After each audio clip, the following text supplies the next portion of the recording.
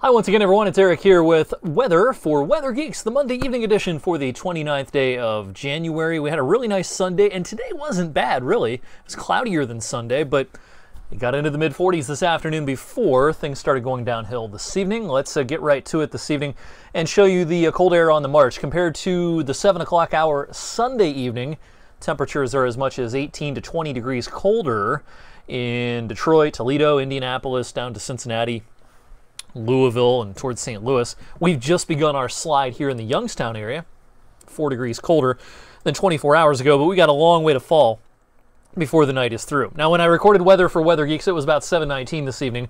We had some light snow. I just stepped outside a few minutes ago, and it's snowing lightly, having a hard time sticking locally. It has stuck to non-paved surfaces a little bit better up in northern parts of Trumbull County up towards the Kinsman area.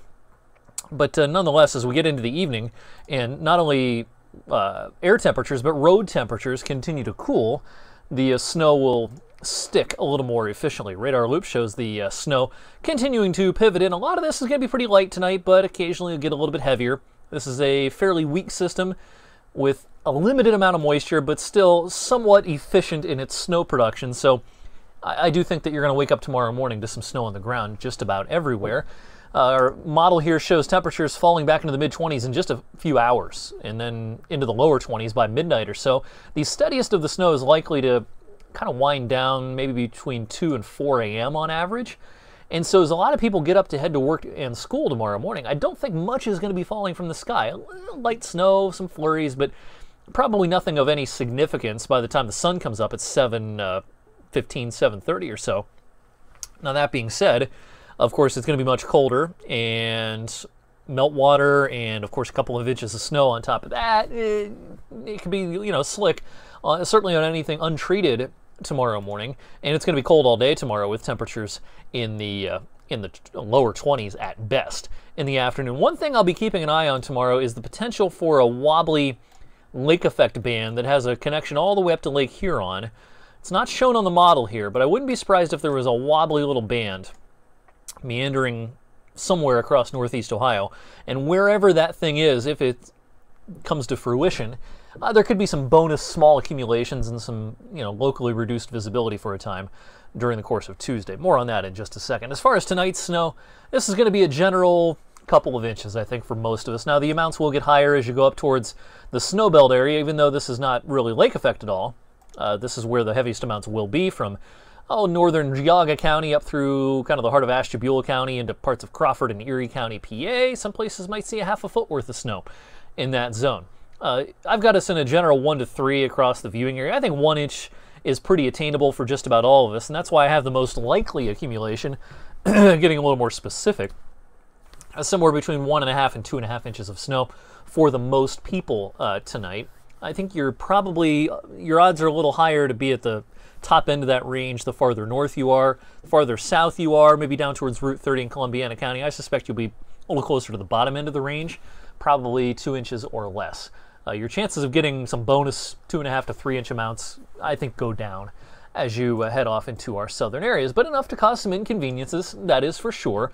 Now, tomorrow with this wobbly lake effect band potential, this would not be possible 10 days ago or so, but now we have a fair amount of open water on Lake Erie. So if a band gets going off of Huron and gets over this open water of Lake Erie, it can maintain itself pretty decently into northeast Ohio. Most of the ice now is across the eastern part of the lake and the far western end of Lake Erie. And the ice cover on Lake Erie has gone down fairly dramatically over the last handful of days. We peaked earlier on this month up at around 92%, I think was the peak. Now we're closer to 52, 53%, actually just a little above average now. Now, the ice is going to start growing again as we go into a much colder pattern as we head into February, but right now we're in a little bit of a minimum as far as ice coverage on Lake Erie. Boy, it's going to be a lot colder tomorrow. These are the wind chill numbers tomorrow morning, probably pretty close to zero in a lot of places, with air temperatures in the mid-teens as your Tuesday begins. Air temperatures tomorrow, again, 20, 21, that's about it. Wind chills will be mostly in the single digits throughout the course of the day tomorrow. So otherwise, some stats on tomorrow, the big picture, if you will. The average is 33, the record is 64. We're looking for 10 hours and 1 minute of daylight tomorrow. Sun up at 7:36, down at 5:37. The snow chances, I have them elevated because of that possibility of some lingering flurries and maybe even a skinny lake effect snow shower through midday. So not everyone's going to see much in the way of snow during the daylight hours tomorrow, but I elevated the probability of precipitation each hour just in case we start to see some of that taking shape. All right, as we go into the day on Wednesday, first of all, here on Tuesday, kind of a hint of that band on this model view right here. Some of the modeling brings it farther south into northeast Ohio. So again, something to keep an eye on tomorrow. Now, as far as Wednesday goes, it's going to be a pretty fast turnaround. With a warm front sliding through, we'll get into a south-southwest wind, and despite kind of dim sunshine, a lot of high clouds around on Wednesday, I think we'll get above freezing and probably even into the upper 30s Wednesday afternoon. Now, this next front is a tricky one, and last week, it looked like this front would really slow down. There might be a wave of low pressure along it, and it could turn into an accumulating snow situation for us late in the week. Now it looks like that's not going to happen. It looks like this front will come through fairly cleanly without a wave forming on it and drawing more moisture in.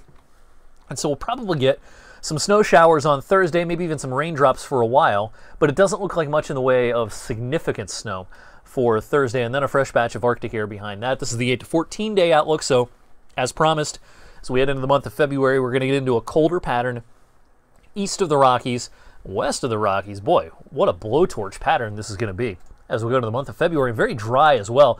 Not good news for California. California sees most of the rain, especially Southern California, in the month of February, but looks warm and dry for them, and that is not good news for the wildfire season that will come later in the year in Southern California.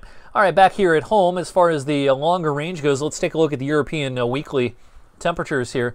Here's days 7 to 14, here's days 11 to 18. One thing you'll notice, and I talked about this last week, is the core of the cold will shift as we go into February, the second half of February. It starts out very cold in Manitoba, Saskatchewan, into parts of Ontario, and maybe even parts of Quebec as well. But as we go into the second half of the month, notice how much the west warms and that axis of cold anomalies shifts into eastern Canada, the eastern U.S.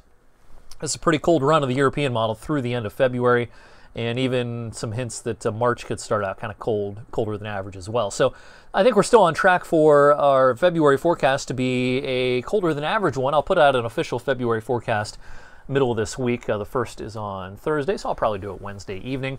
But chances are very good that I'm going to put out a forecast that calls for below average temperatures in February, making it 3 in a row. December, January, February, a clean sweep of meteorological winter, all 3 months colder than average. Certainly a big change compared to the last couple of years. Well, you know, I'll have you covered tonight as far as the snow goes, with updates on Facebook and Twitter, as well as the Storm Tracker 21 app. I'll probably do a Facebook Live before the 11 o'clock show tonight, so join me on Facebook. Probably around 10:15, something like that. So have a great Monday night, and I'll see you back here for more weather for Weather Geeks Tuesday evening.